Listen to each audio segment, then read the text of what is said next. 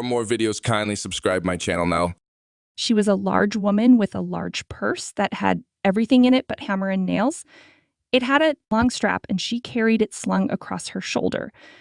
It was about 11 o'clock at night, and she was walking alone when a boy ran up behind her and tried to snatch her purse. The strap broke with the single tug the boy gave it from behind. But the boy's weight and the weight of the purse combined caused him to lose his balance. So instead of taking off full blast as he had hoped, the boy fell on his back on the sidewalk and his legs flew up. The large woman simply turned around and kicked him right square in his blue-jeaned sitter. Then she reached down, picked the boy up by his shirt front, and shook him until his teeth rattled. After that, the woman said, "Pick up my pocketbook, boy, and give it here." She still held him, but she bent down enough to permit him to stoop and pick up her purse. Then she said, "Now ain't you ashamed of yourself?" Firmly gripped by his shirt front, the boy said, "Yes, The woman did not ask the boy anything about where he lived or his folks or anything else.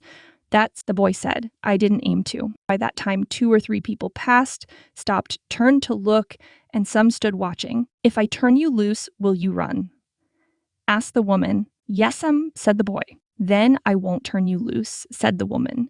She did not release him. "I'm very sorry, lady, I'm sorry," whispered the boy. Him. "And your face is dirty. I got a great mind to wash your face for you. Ain't you got nobody home to tell you to wash your face?" Said the bean drag boy. "I just want you to turn me loose. Then it will get washed this evening," said the large woman, starting up the street, dragging the frightened boy behind her. He looked as if he were 14 or 15, frail and willow wild. "In tennis shoes and blue jeans?" The woman said. You thought I was going to say, but didn't you? You thought I was right now was to wash your face.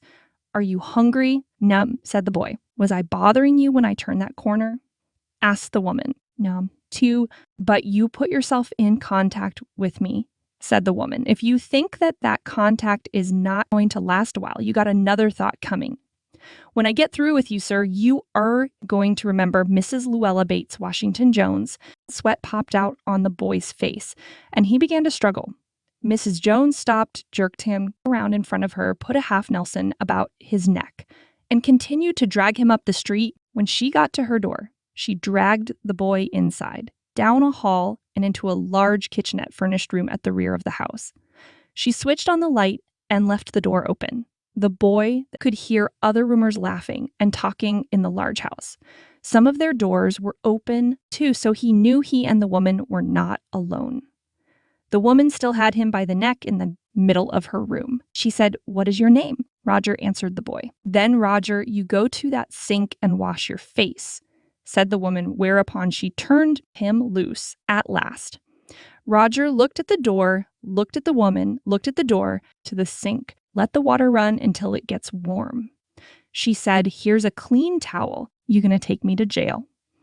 Asked the boy, bending over the sink. "Not with that face. I would not take you nowhere," said the woman. "Here I am trying to get home to cook me a bite to eat, and you snatch my pocketbook. Maybe you ain't been to your supper either, late as it be, have you?" "There's nobody home at my house," said the boy. "Then we'll eat," said the woman.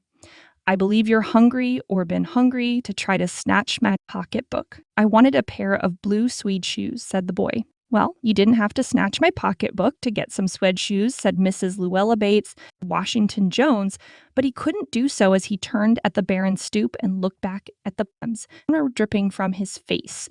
The boy looked at her. There was a long pause, a very long pause. After he had dried his face and not knowing what else to do, dried it again. The boy turned around, wondering what next. The door was open. He could make a dash for it down the hall. He could run. The woman was sitting on the daybed. After a while, she said, "I were young once and I wanted," frowned. And the woman said, "You ought to be my son. I would teach you right from wrong. Least I can do 3. I'm going to say, but I didn't snatch people's pocketbooks." "Well, I wasn't going to say that." Pause. Silence. "I have done things too which I would not tell you, son, neither tell God if he didn't already know." So you sit down while I fix us something to eat. You might run that comb through your hair so you will look presentable. In another corner of the room, behind a screen, was a gas plate and an icebox. Mrs. Jones got up and went behind the screen. The woman did not watch the boy to see if he was going to run now, nor did she watch her purse, which she left behind her on the daybed. But the boy took care to stay on the far side of the room where he thought she could easily see him out of the corner of her eye if she wanted to. He did not trust the woman not to trust him. And he did not want to be mistrusted. Now, do you need somebody to go to the store? Asked the boy, maybe to get some milk or something. Don't believe I do, said the woman, unless you just want sweet milk yourself. I was going to make cocoa out of this canned milk. I got here. That will be fine, said the boy.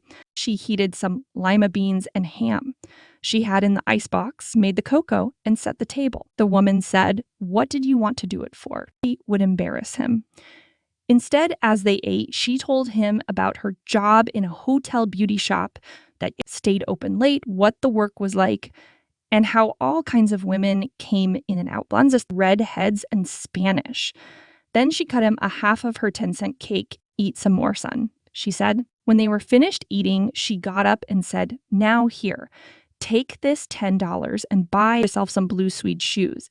And next time, do not make the mistake of latching onto my pocketbook nor nobody else's, because shoes come by devilish like that will burn your feet.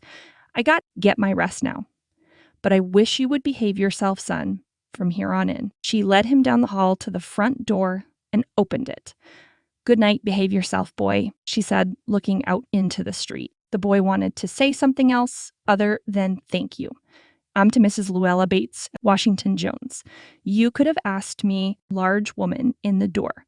He barely managed to say thank you before she shut the door, and he never saw her again.